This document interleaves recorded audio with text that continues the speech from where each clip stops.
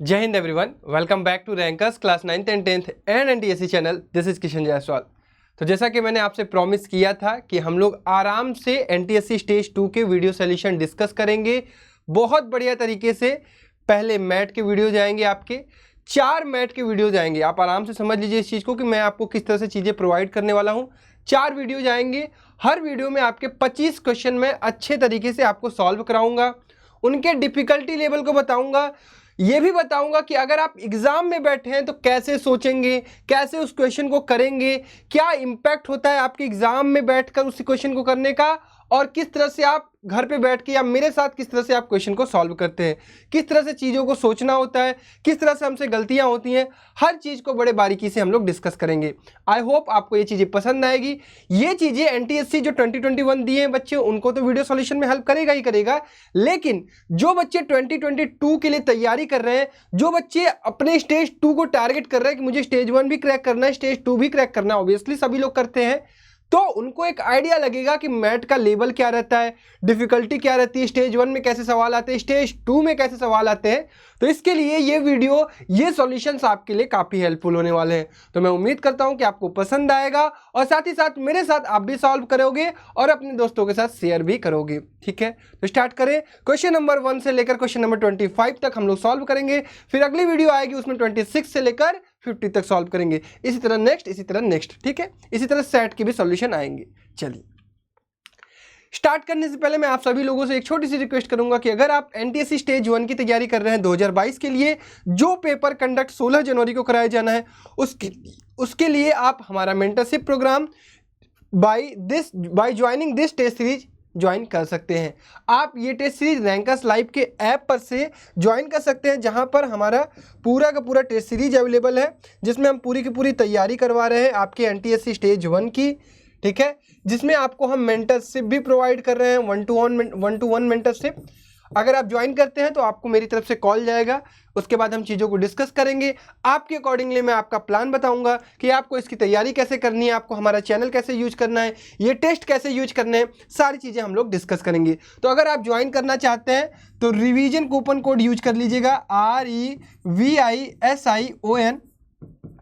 399 इसका प्राइस होगा, इस पर जो भी ऑफ होगा वो आपको मिल जाएगा। ठीक है, किसी को ज्वाइन करना होगा तो वो कमेंट में भी बता देगा या फिर मुझे मैसेज कर लेगा। चलिए अब विदाउट वेस्टिंग स्टार्ट करते हैं अपना वीडियो सॉल्यूशन। पहला क्वेश्चन आपके स्क्रीन पर है। आपको मैं ये भी बताऊंगा कि आपको इस क्वेश्चन को सोचना कैसे है, कैसे गलतियां होती हैं, सारी चीजें हम लोग डिस्कस करेंगे।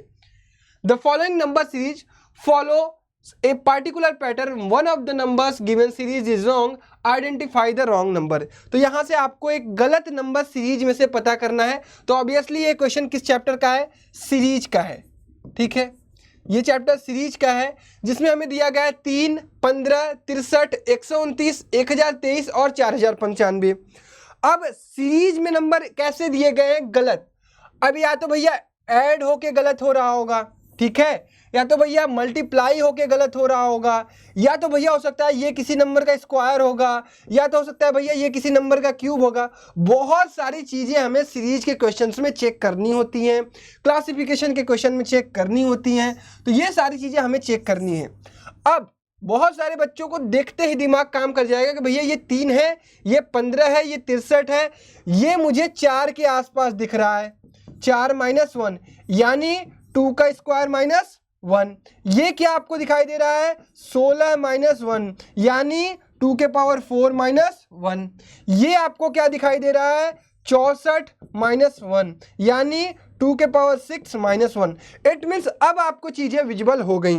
लेकिन बहुत सारे बच्चे ये शिकायत करते हैं कि भैया हमें नहीं पता चलता है। देखो ये सारी चीज़ें प्रैक्टिस से आती हैं। अगर आपको सोचो ये स्क्वायर याद रहे, मतलब 2 का ये वाला टेबल याद रहे, 2, 2 दूना 4, 4 दूना 8, 8 दूना 16, 16 दूना 32, 32 दूना 64, 64 दूना 128, 256, 512, 1024। बहुत सारे बच्चों को इस तरह से चीज़ें याद रहती हैं। जैसे 3 का भी कुछ लोगों को याद रहता है, 3 3 9 9 27 27 81 81 3 3 एकम 3 243 729। तो इस तरह से चीज़ें बच्चे याद रखते हैं, जनरल चीज़ें याद रहती हैं, तो उन्हें खुद ब खुद चीज़ें दिखाई देती हैं। तो ऐसे ही ये 129 क्या होना चाहिए था? 129 तो ये होना चाहिए, यहाँ पे लिखा रहना चाहिए था 27, क्योंकि हर जगह घट रहा है तो यहाँ भी क्या होना चाहिए, घटना। इट मीन्स गलत नंबर क्या है, गलत नंबर आपका थर्ड वाला ऑप्शन है। तो क्या आपको चीजें समझ में आई कि कैसे हमें सोचना है? तो ये क्वेश्चन आप डिफिकल्ट में नहीं इसको रख सकते हैं, ना ही मीडियम। इसको स्टेज 2 के अकॉर्डिंगली हम इजी कैटेगरी में रखेंगे, ठीक है। दैट इज इजी क्वेश्चन, क्योंकि आपको बहुत ज्यादा दिमाग लगाने की यहाँ जरूरत नहीं है। ये चीजें साफ साफ एग्जाम में भी आपको दिखाई दे जाती हैं, ठीक है। चलिए क्वेश्चन नंबर 2, लंबा क्वेश्चन है, अरेंजमेंट का क्वेश्चन है। ऐसे क्वेश्चंस को आपको थोड़ा ध्यान से करना होता है।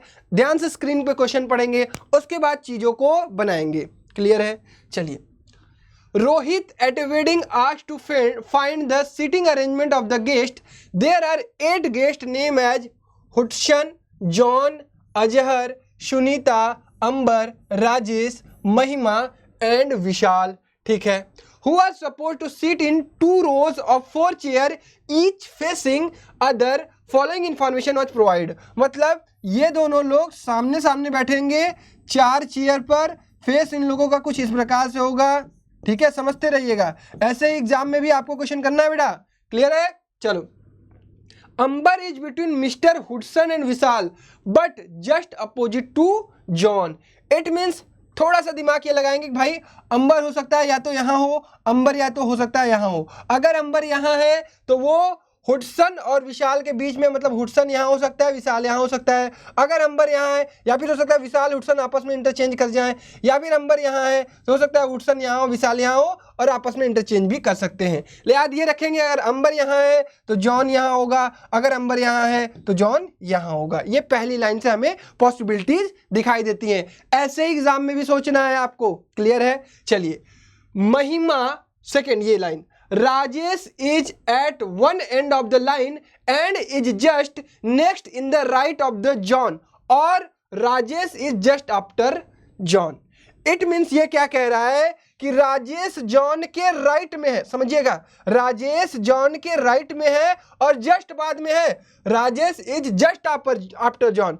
इट मीन्स जॉन ऑब्वियसली यहाँ होगा, तभी ये कॉर्नर में आएगा। अगर जॉन यहाँ पर होता तो राजेश यहाँ पे आता, लेकिन राजेश किसी कॉर्नर पर नहीं पहुंचता। तो भैया जॉन कहाँ होगा, ये कंफर्म हो गया। जैसे ही जॉन कंफर्म हुआ, हमें कंफर्म हो गया कि अंबर भी यहाँ होगा। तो यहाँ अंबर होगा, यहाँ जॉन होगा। ये चीजें मिटा दीजिए। क्लियर? और यहाँ कौन होगा, यहाँ राजेश होगा, यहाँ जॉन होगा।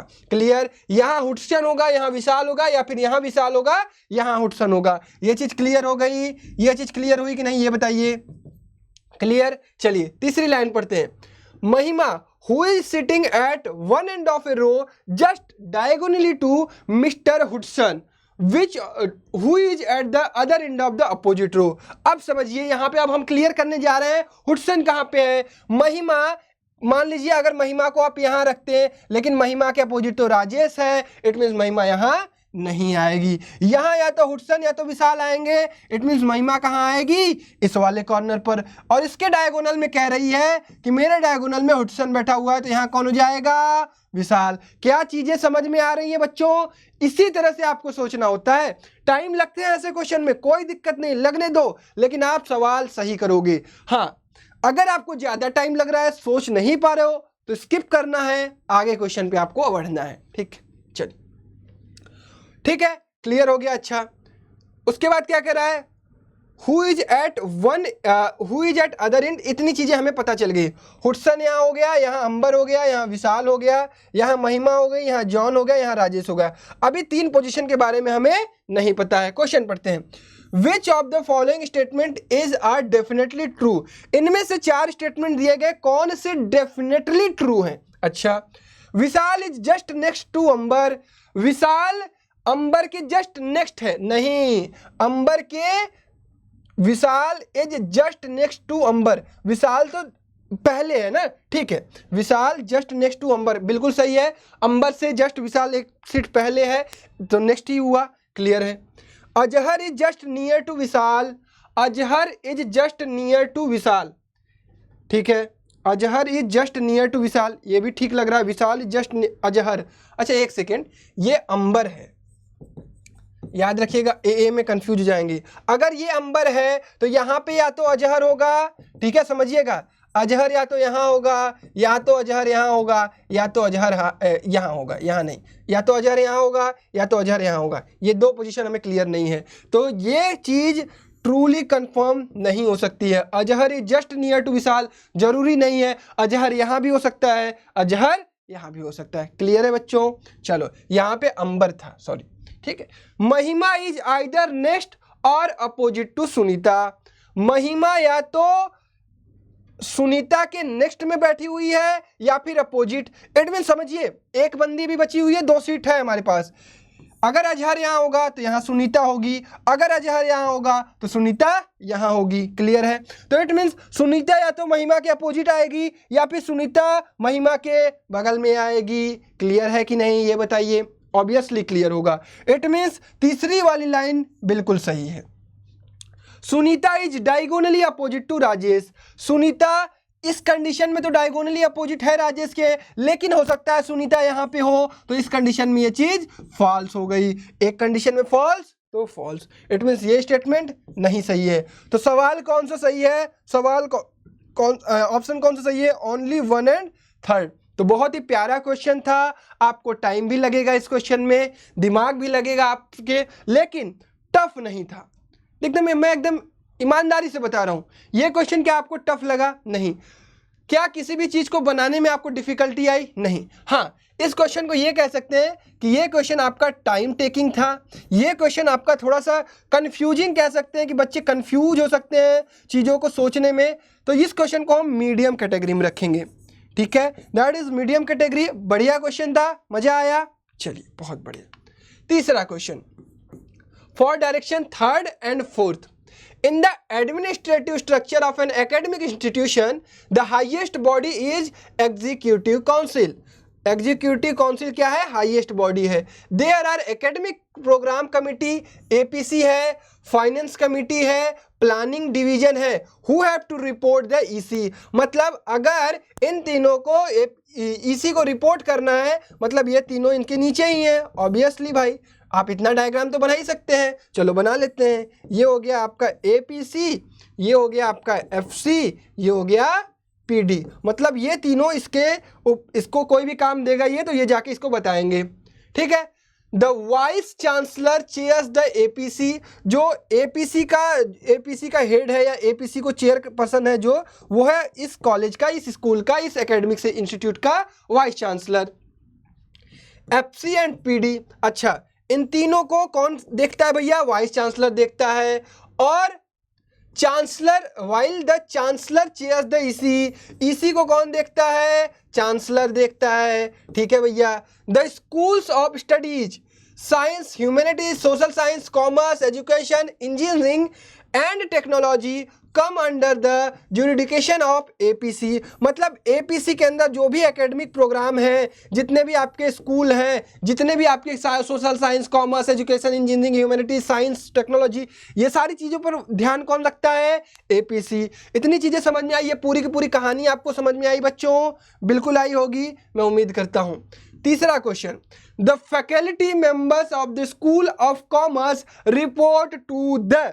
अब ये बात समझिए, इन पर नजर कौन रख रहा है? यहाँ पे science, commerce, sociology, engineering, technology, APC रख रहा है। तो ये रिपोर्ट किसको करेंगे? ऑब्वियसली APC को करेंगे। ऑप्शन कहाँ है? Option number 1। क्लियर है क्या? किसको रिपोर्ट करेंगे? APC को रिपोर्ट करेंगे। तो सवाल सॉल्व हो गया। Next question, which among the following statement is correct in respect to hierarchy. Hierarchy के रिस्पेक्ट में कौन सी चीजें करेक्ट है?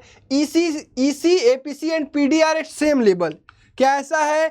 EC, PC और PD सेम लेवल पे है? बिल्कुल नहीं, EC ऊपर है। APC, PD and FC are at same level. APC, FC and PD are at same level. बिल्कुल सही है।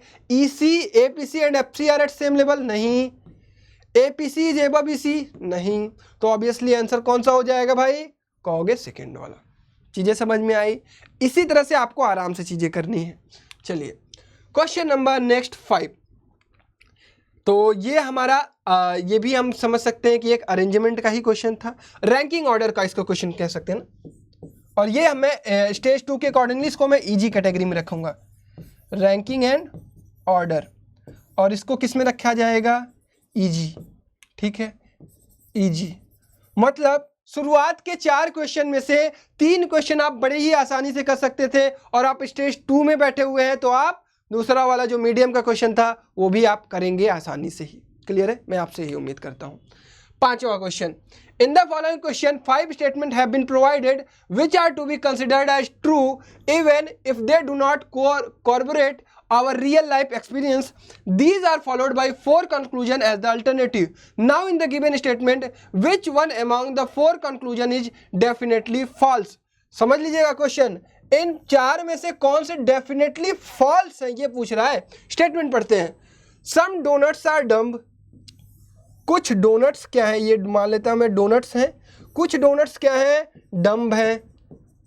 ठीक है, सम डम्ब्स आर स्वीट, कुछ डम्ब्स क्या है, स्वीट है। चलिए ठीक है, ऑल स्वीट्स आर टॉल, तो मैं मान लेता हूं कि ऑल स्वीट्स आर टॉल। ठीक है, नो टॉल इज डोनट, मतलब कोई भी टॉल डोनट नहीं है, तो ये वाला लाइन यहां नहीं जाएगा। ठीक है, ऑल डोनट आर शुगर, सभी के सभी डोनट क्या है, शुगर हैं। तो ये मैंने बना दिया। थोड़ा सा मैं क्या करता हूं, इसको अलग रखता हूं। डन, क्लियर है। अब क्वेश्चन देखते हैं। सम स्वीट्स आर शुगर, कुछ स्वीट शुगर है। शुगर कहां है, शुगर वाला ये है।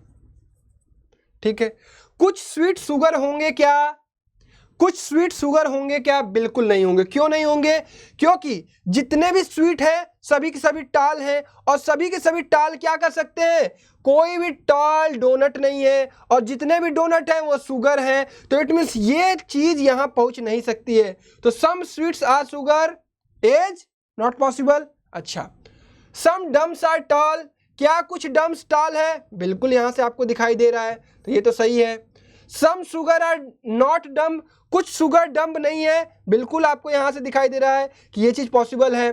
सम टॉल आर डम्ब, कुछ टॉल डम्ब है, बिल्कुल है। तो ये तीनों बिल्कुल सही है। और कौन सा डेफिनेटली फॉल्स है, obviously option number 1, some sweets are sugar, कुछ स्वीट शुगर होंगे क्या, नहीं होंगे। क्यों नहीं होंगे, आपको चीजें समझ में आई होंगी कि जो डोनट्स है वो डम्ब है, मतलब कुछ डोनट्स आपके डम है। लेकिन ध्यान ये रखिएगा कि यहाँ पे जो ये बात लिखी गई है, सम डम्स आर स्वीट, ये हमने क्या बना दिया, some dums are sweet, all sweets are tall, तो भैया ये स्वीट्स वाले टॉल तो होंगे ही होंगे, but no tall is doughnut. यही सबसे बड़ी बात है कि ये वाला जो गोला है ये डोनट्स को टच नहीं करेगा। और अगर ये डोनट्स को टच नहीं करेगा तो एक कंडीशन में सम स्वीट्स आर शुगर, एक कंडीशन में हमें दिख रही है कि कुछ स्वीट शुगर नहीं होंगे, तो ये डेफिनेटली फॉल्स होगा। क्लियर है, बाकी तीनों सही हैं। क्या ये चीज आप सभी लोगों को समझ में आई?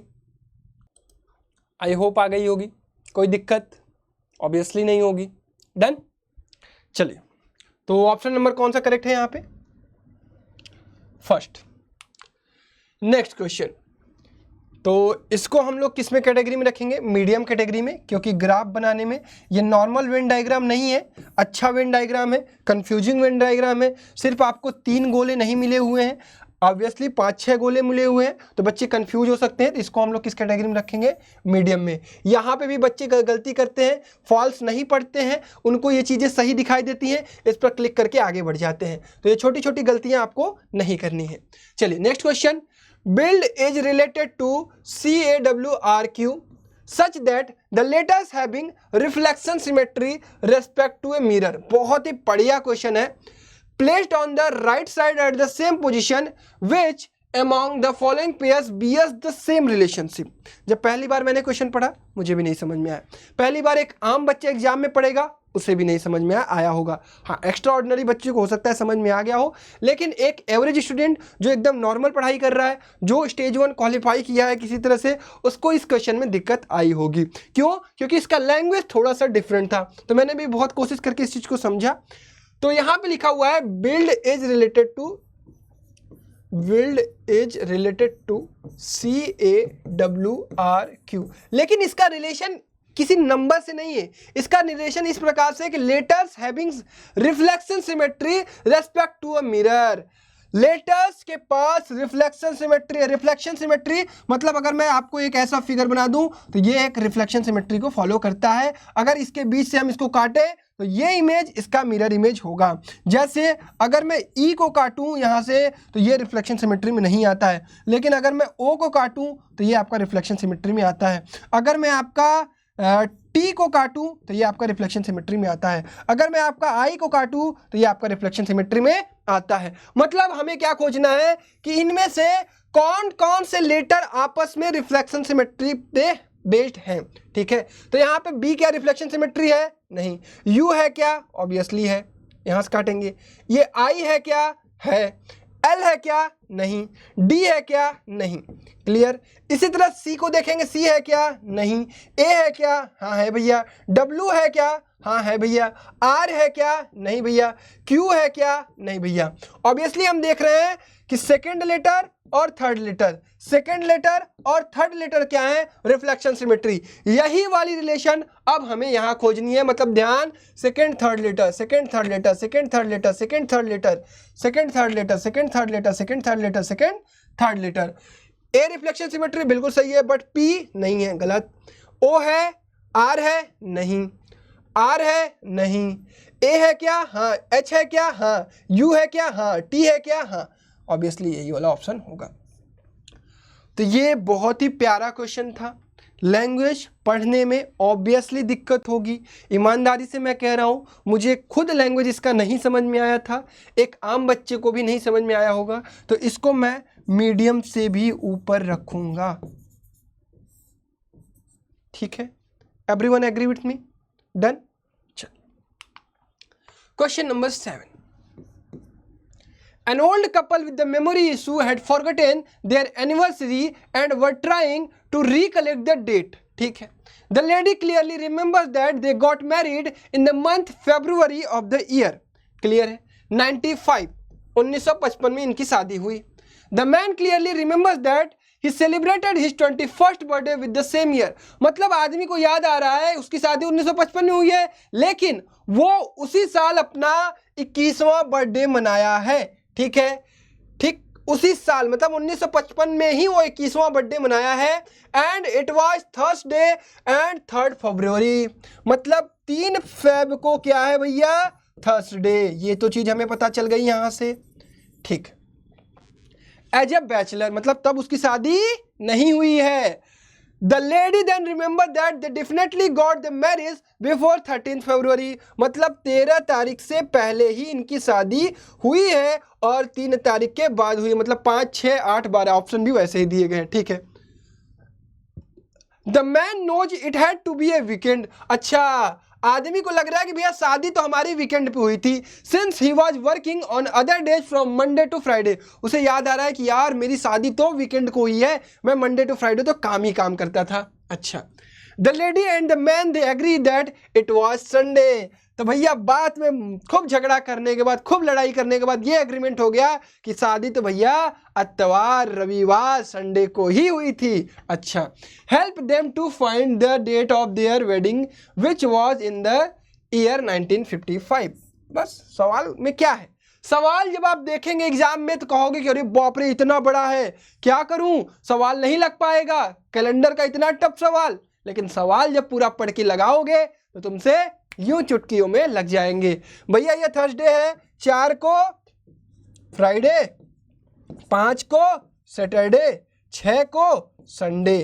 अब अगला संडे कब आएगा? अगला संडे तो भैया 13 को आएगा, जबकि ये कह रही है कि 13 से पहले शादी हुई है, तो संडे कब पड़ा? 6 तारीख को। आंसर क्या होगा? 6 तारीख होगा। क्लियर है क्या बच्चों?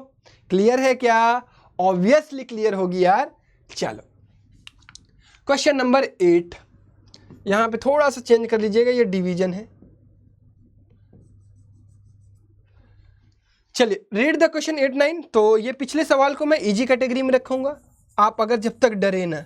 ठीक, बढ़िया क्वेश्चन था बट इजी था, कुछ भी करना नहीं था। Read the following information carefully. ये आपका आ गया ब्लड रिलेशन का। ठीक, ए प्लस बी का मतलब है ए इज द मदर ऑफ ए, ये सारी चीजें आप पढ़ लेंगे। सीधा सवाल पर आते हैं। P cross Z, P cross Z का मतलब P is the brother of Z.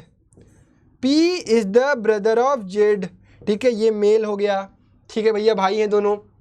फिर डिवाइडेड बाय D, मतलब Z is the son of D, Z क्या है, D का बेटा है, ठीक, ये क्या हो गया, मेल हो गया, क्लियर है।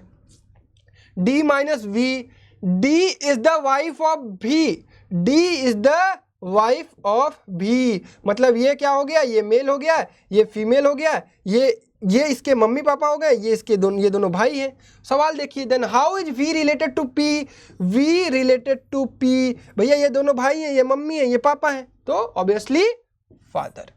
क्लियर है बच्चों, किसी को कोई दिक्कत नहीं? चलो, इजी सवाल था। M divided by C, M divided by C का मतलब M is the son of C, M is the son of C, मतलब ये मेल है, ठीक, M is the son of C। इसके बाद क्या है, C plus P, C is the brother of P, C is the brother of P, मतलब ये क्या है, मेल है, ठीक। इसके बाद क्या है, P minus L, P minus L, P is the wife of L, P is the wife of L, मतलब ये फीमेल है, ये क्या है, L है, ठीक, ये मेल है, P इज द, मैं कंफ्यूज हो गया, रुक जाओ, M divided by C, M is the son of C, M क्या है, C का बेटा है, C प्लस P का मतलब C is the mother of, C is the mother of P, C is the mother of P, अच्छा ये है, C is the mother of P, C P की मम्मी है, ठीक है। P minus L, P is the wife of L, P is the wife of L, ये female हो गई, ये L की वाइफ हो गई, ठीक है। How is M related to L,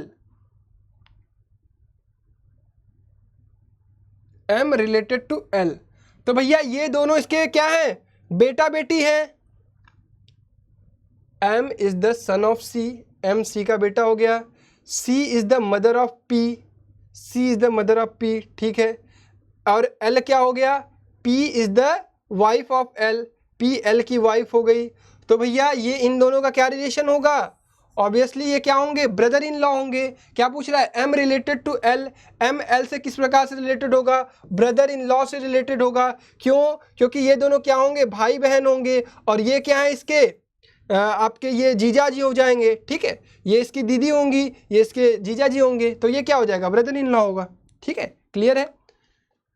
क्या मैंने कुछ गलत किया होगा तो बताइएगा। M divided by C, M is the son of C, ठीक है, C is the mother of P, clear है, ये भी C मदर है, तो ये इसका बेटा है, ये इसकी मदर है, तो ऑब्वियसली ये दोनों भाई बहन होंगे, क्योंकि यहाँ बाद में रिलेशन दिया गया है कि P minus L, P is the wife of L, ठीक है। Then how M related to L, M कैसे रिलेटेड है L से, M इज द, हाँ ठीक है, ब्रदर इन लॉ, डन।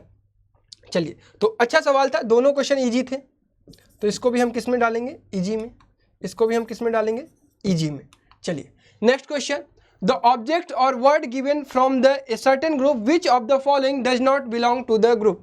तो क्लासिफिकेशन जल्दी से कर लीजिए, spectacles, earring, bicycle, shoes and bangles, तो सारी चीज़ें हमारे शरीर में पहनने वाली हैं, स्पेक्टिकल चश्मा, ईयरिंग कान में, बाइसिकल आप नहीं पहन पाओगे, शूज जूते अपने पैर में, बैंगल्स आप अपनी कलाई में, तो ऑब्वियसली बाइसिकल यहाँ पे बिल्कुल अलग है। देयर नेक्स्ट क्वेश्चन बढ़िया है, तो इसको हम इजी में रख लेते हैं।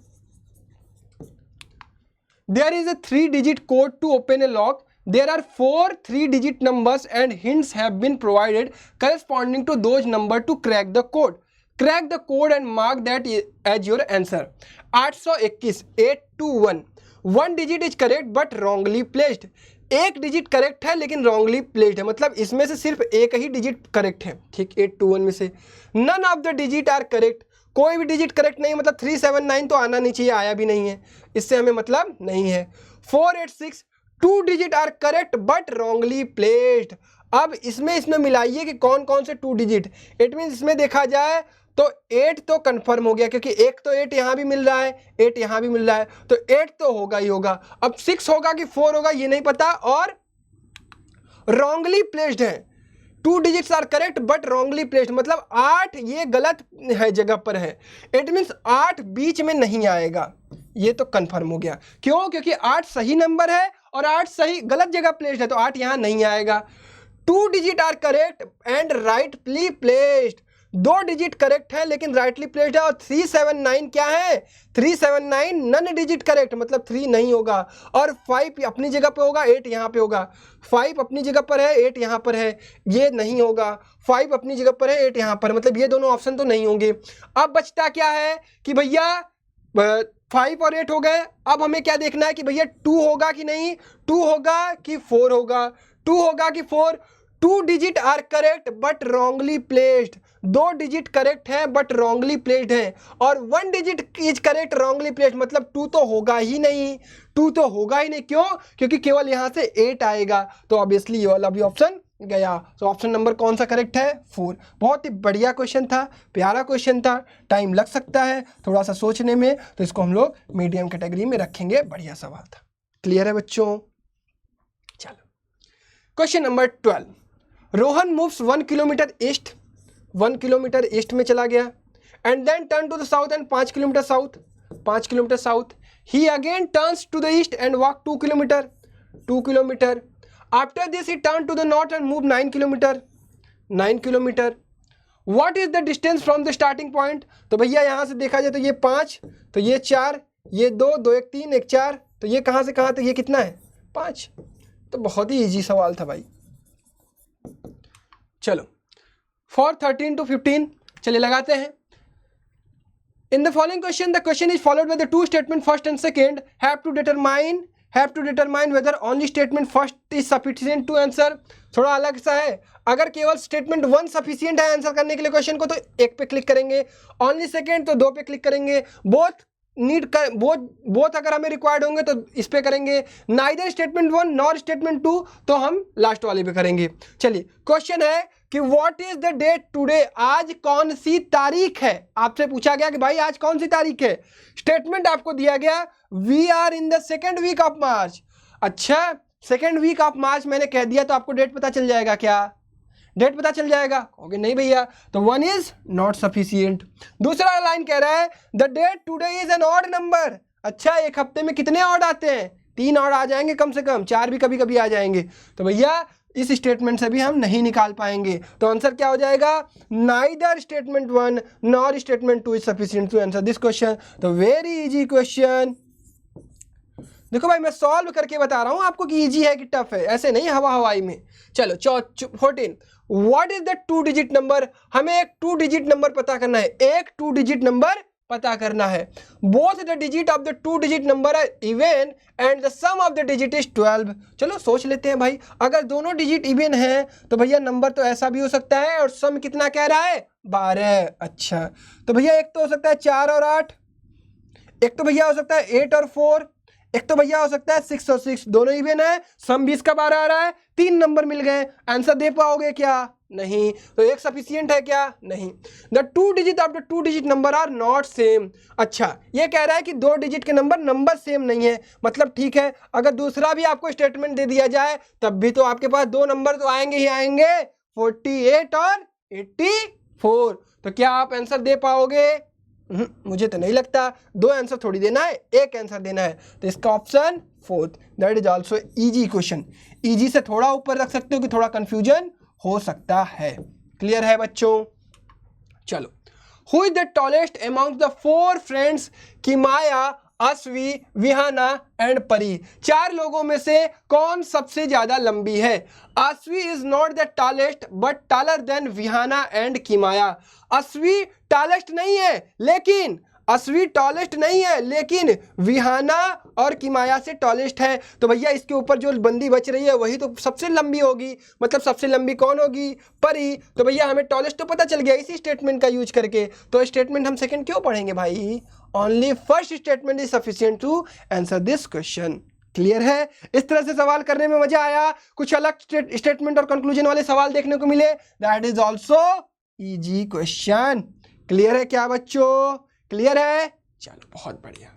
Next question, in the word pacemaking, if the first letter is interchanged with the second letter, third letter is interchanged with fourth letter, so on till the 9th letter is interchanged with the 10th letter, what would be the 7th letter from the right after such arrangement, तो मतलब PA की जगह AP लिख देंगे, CE की जगह EC लिख देंगे, AM लिख देंगे, IK लिख देंगे, GN लिख देंगे। ठीक है बच्चों, क्लियर है। अब कह रहा है कि what would be the seventh letter from the right, 1 2 3 4 5 6 7। अरे भाई इतने टफ सवाल तुमको करवाए हैं इस चैप्टर के जाके प्लेलिस्ट में देखो, तुम कहोगे भाई साहब दिमाग हिल जाएगा, ये तो बहुत ही इजी क्वेश्चन है स्टेज 2 में। ठीक है, तो दैट इज, ये तो हमारे बच्चे बहुत आराम से कर लेंगे। कर लोगे कि नहीं जी, कमेंट में बताना। चलो question number 17, in the following letter series find the letter to replace the question mark. हमें यहाँ पहुंचना है, तो हम हमेशा क्या सीखे हैं कि पहला लेटर ध्यान देते हैं। पहला लेटर ध्यान देंगे तो ये 26, ये TU भी है, TU भी 22, ये R है 18, N है, क्या हो जाएगा 14 भैया। 14 के बाद क्या आना चाहिए, 10 आना चाहिए भैया। 10 पे क्या होता है जे मतलब ये गया। चलो भैया सेकंड लेटर देखते हैं, X है, X मतलब 24 भैया, T मतलब 20 भैया, P मतलब 16 भैया, L मतलब 12 भैया, फिर क्या आएगा 8 आएगा भैया, मतलब आ जाएगा भैया आपका H। चलो तो option number 3, easy question, easy. चलो इजी में रखते हैं यार, इसमें क्या करना है, आपको इजोटी याद होना चाहिए। मेरे बच्चों को तो याद है, अगर आप नए हो तो आपको शायद नहीं याद होगा। ये 5, ये 10, ये 15, ये 20, ये 25, बच्चों के माइंड में हर लेटर होता है अगर इजोटी याद है तो। ठीक है, आपको कभी भी जरूरत नहीं पड़ेगी ऐसे ABCDEFGH 1 2 3 4, इतना टाइम क्यों वेस्ट करना है। अपने को इजोटी याद है, अपने को कॉन्फिडेंस है कि मैं करूंगा तो सही करूंगा। ठीक है, चलो next question, A museum has an average of 520 visitor on Sunday को 520 लोग आते हैं, an average of 100 visitor on other days, मतलब डेली 100 लोग आते हैं। What is the average number of visitor per day in a month of 30 days beginning with a Sunday. अगर Sunday के साथ शुरुआत हुआ, मतलब 1 तारीख को संडे है, नेक्स्ट संडे 8 तारीख को, नेक्स्ट संडे 15 तारीख को, नेक्स्ट संडे 22 तारीख को, नेक्स्ट संडे 29 तारीख को, 30 को क्या पड़ेगा मंडे। ये संडे है, ये संडे है, ये संडे है, ये संडे है। बीच में 6 दिन और डेज, मतलब दूसरे दिन 6 6 6 1। ठीक है, 6 चौका 24, 25 दिन क्या होंगे 100 लोग आएंगे, प्लस 1 2 3 4 5 दिन कितने लोग आएंगे भाई 520। टोटल कितने दिन आए भाई 30। अरे एवरेज नहीं निकाल पा रहे हो, 2500 प्लस 5 5 25, 5 दूना 10, 2600 बटे 30, ये कितना हो गया 6 5 2 2 4 1 5, 5100 बटे 30, कितना आया जी 170। आंसर है क्या कहीं, ये रहा भैया। क्लियर है, इसको किस में डालें, इजी में डाल दें, इजी था ना। चलो बहुत बढ़िया बच्चों, इजी। तो भैया मजा आ रहा है, स्टेज 2 का लेवल देख रहे हो, अभी तक तो ठीक लग रहा है। चलो question number 19, Rishi decided to drive a party from his house, he drive 10 kilometre north. अरे डायरेक्शन सेंस तो तुम लोगों को कभी गलती नहीं होगा, कितना भी टफ आ जाए। There he decide to pick up his friend, so he takes left turn and drive for 2 kilometre. 2 kilometre अपने दोस्त को लेने चली गई, बहुत हरामी है। On picking up his friend he has to take a right turn and drive another 5 kilometre. अच्छा चलो भैया ठीक है। Finally he takes another right turn and drive 2 kilometre. अच्छा चलो भैया सही है, ठीक, अपने सीधे लाइन में आ गई। How many kilometre Rishi would have required to drive had he drove straight from his house to the party. अरे ये पार्टी में पहुंच गई है, अगर इसको सीधे जाना होता, दोस्त के चक्कर में नहीं पड़ना होता, कितना चलाना होता था 10 प्लस ये वाला 5 15। कह रहा है कैन नॉट डिटरमाइन, देख रहे हो इसका देख रहे हो है, हमारे बच्चों को कह रहा है कैन नॉट डिटरमाइन, डाटा देने के बाद कह रहा है। चलो next question, in a queue mister X is 14th from the start, mister Y is 17th from the end. अच्छा ये इधर से एक्स किस पे है 14th पर है, मिस्टर वाई किधर है, मिस्टर वाई है आपके 17th पर। अभी हमें ये नहीं पता है ओवरलैपिंग है या फिर सेपरेट वाली कंडीशन है। While mister Z is exactly between mister Y and x,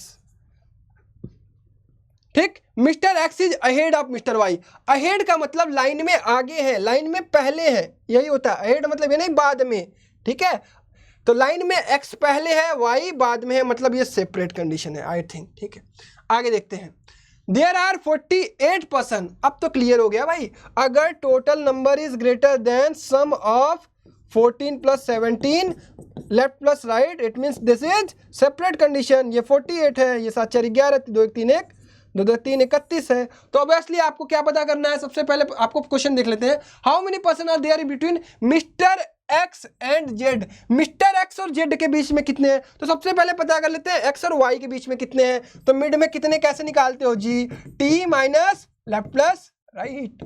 T 48 minus left कितना है 14 प्लस राइट कितना है 17, ये हो गया 48 माइनस 31, ये हो गया 17। मतलब बीच में 17 है और ये बीच में आ जाएगा इन दोनों के, तो 8 इधर 8 इधर। तो भैया एक्स और जेड के बीच में कितने हो जाएंगे जी 8। कंफ्यूजन हुआ क्या थोड़ा बहुत, इतू सा नहीं ना, क्लास की हो ना डायरेक्शन से। अरे ये वाली कौन सी वाली है, ये रैंकिंग ऑर्डर वाली है, पढ़ा तो रखा है सारी चीज़, हर चीज़ तो बता रखी है। हाँ चलो 21, लो भैया सीरीज का क्वेश्चन आ गया। डर जाओ डर जाओ डर जाओ, डरो, डरे कि नहीं डरे अभी तक, चलो आ जाओ। सवाल कुछ इस प्रकार से है कि सवाल में नंबर बहुत तेजी से बढ़ रहे हैं। अच्छा नंबर तेजी से बढ़ रहे हैं, इट मीन्स मल्टीप्लिकेशन। ट्रिक है भाई, यही ट्रिक है और कोई ट्रिक नहीं होता है। नंबर तेजी से बढ़ रहे हैं, इट मीन्स मल्टीप्लिकेशन। 13 कम 13, 13 पचे 65, गुणा करो 6 9 में 54, 5 9 45, 9, 1 से 5 बढ़ा, 5 से 9 बढ़ा, मतलब 9 से 13 बढ़ेगा, 13 से मल्टीप्लाई करो, 13 से 17 बढ़ेगा, 17 से 21 बढ़ेगा, और यूनिट डिजिट का मल्टीप्लाई करो 1 से 5 का, यूनिट डिजिट पे 5 आना चाहिए जी। ऑप्शन नंबर 4, कुछ करना ही नहीं है यार, कुछ करना ही नहीं है। क्या करना है, यूनिट डिजिट का मल्टीप्लाई करना है। मैं तो इसको इजी में ही रखूंगा, जिसको टफ लगता हो बताओ, किसी को टफ लगता है। नंबर बहुत तेजी से बढ़ रहे हैं, दैट इज मल्टीप्लिकेशन फैक्टर। उसके बाद क्या करना है, चेक करना है भाई, 13 कम 13, 13 पचे 65, अंत में 5 ही आ रहा है, मैं मल्टीप्लाई करके देख लूंगा भैया, 585 को धीरे से डिवाइड कर लूंगा। अच्छा अरे सरवा इन 9 बार जा रहा है, अच्छा 1 5 4 9 9 4 13 जाएगा, 13 4 17 जाएगा, 17 4 21 जाएगा, 1 से 5 का मल्टीप्लाई यूनिट डिजिट 5 ही तो आएगा। बस ये लोग तो 4 दिए 6 दिए, देखो आसान सवाल बना दिया गया है कि नहीं। अच्छा बताइए आसान सवाल था कि नहीं, क्लियर है, बढ़े आगे। 1 सेकेंड 1 सेकेंड, इनका कॉल काट दो पहले, कॉल भी तो इसी में सब लोग करते रहते हैं ना। चलिए next question, find the missing number in the series. 4 55 576, ये सवाल तो भैया हमको भी नहीं आया मेरे हिसाब से। आई एम गोइंग टू, ये जो शुरू के 25 क्वेश्चन में पहला क्वेश्चन मैं कहने जा रहा हूँ कि दैट इज हार्ड क्वेश्चन। ये मुझे अभी तक स्ट्राइक नहीं कर पाया है, सॉल्यूशन देखने को मिला है मुझे, बट मुझे अभी तक स्ट्राइक नहीं किया। भाई इतना पेचीदा कोई कैसे सोच सकता है, आई कांट इमेजिन। सवाल आप भी सोचिएगा, किसी को लगे कि नहीं इसको अगर इस प्रकार से अगर बच्चा सोचता तो तुरंत सोच पाता तो वो बच्चा मुझे कमेंट करेगा। मैं तो भाई नहीं सोच पाया, ना ही अभी तक मुझे ये चीज़ें अच्छे से समझ में आई हैं कि कैसे एक बच्चा, नॉर्मल बच्चा एग्जाम में इस क्वेश्चन को सोच पाए। इसका सॉल्यूशन मैं आपको बता दे रहा हूँ। सॉल्यूशन कुछ इस प्रकार से है कि हाँ 4 + 1 का square into 11 is equal to क्या आ जाएगा 55। 4 + 3 का स्क्वायर इंटू 9 क्या आ जाएगा 576। तो ये लोग कह रहे हैं भैया कि 4 + 5 का स्क्वायर इंटू 7 क्या आ जाएगा आपका 4207। ठीक, हाँ लेकिन एक तरीका है यहाँ पर, एक तरीका क्या है पता है, 4 नहीं सॉरी 55, ये 55 लिख दो, यहाँ 576 लिख दो। एक तरीका मुझे समझ में आया कि अगर थोड़ा सा दिमाग लगाया जाए, कितना सा, थोड़ा सा, क्या दिमाग लगाते, तो इस हार्ड को हम इजी भी कह सकते हैं उस बच्चे के लिए जो इस कैलकुलेशन में नहीं फंस रहा होगा। कैसे समझिए, ये हार्ड क्वेश्चन है, ऑब्वियसली हार्ड है, क्योंकि कोई भी बच्चा ये चीज नहीं लगा पा रहा होगा, ये डेफिनेटली ट्रू है।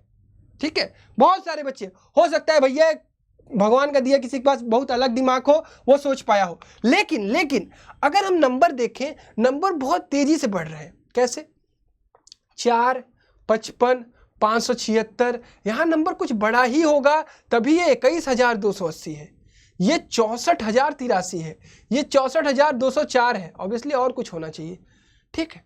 अच्छा, तो फिर इसका मतलब कि नंबर ये 576 से काफी थोड़ा बड़ा ही होगा, तो ऑब्वियसली ये क्या होगा? 4207 होगा, ठीक है। इसलिए ये आंसर आप क्लिक कर सकते थे। डन।